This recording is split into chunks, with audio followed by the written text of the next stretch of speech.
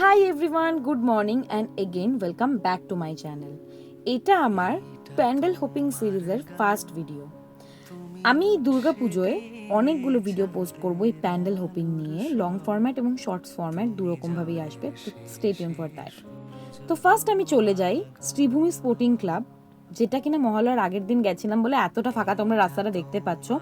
Literally মহালয়ার দিনকে এত ভিড় হয়েছে যেন মনে হচ্ছিল শ্রীভূমিতে লিটারালি নবমী হয়ে গেছে। বিভৎস ভিড় হয়েছিল মহালয়ার দিনকে। আমরা তো ফাঁকায় ফাঁকায় দেখে নিয়েছিলাম অ্যাকচুয়ালি। তো ভীষণ ফাঁকা ছিল রাস্তাটা, যার জন্য আরও ভালো লেগেছে ভিডিওটা করতে। ইভেন পুজোর সময় এটাই মজা, এই লাইটিংগুলো দেখায়। এই যে কলকাতা, পুরো কলকাতা শহরটা যে এরকমভাবে সেজে ওঠে, এর থেকে আনন্দের আমার মনে হয় আর বাঙালিদের কাছে কিচ্ছু হয় না। সত্যি বলতে এই সময় হাওয়াতেও একটা পুজো পুজো গন্ধ থাকে। তোমরা কতটাকে এটাকে ফিল করতে পারো জানি না, বাট আমি তো ডেফিনেটলি পারি।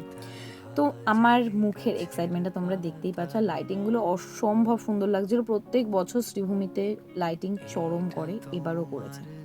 তো শ্রীভূমির প্যান্ডেলটা তোমরা দেখে নাও। এটা একটা মন্দির তৈরি করেছিল যেটা কিনা ইউএসএ। ভীষণ সুন্দর লাগছিল। সেদিনকে জাস্ট উদ্বোধন হয়েছিল, তার জন্য একটু ফাঁকা ফাঁকায় পেয়েছি আমরা দেখতে। আদারওয়াইজ তো প্রচণ্ড ভিড় ছিল। তোমরা প্যান্ডেলটা ক্লোজ আপ জাস্ট ডিটেলিংটা দেখে নাও। এরপর আমি কোন প্যান্ডেল নিয়ে আসি তোমরা দেখতে থাকো, stay tune for that. And ততক্ষণের জন্য টাটা বাই।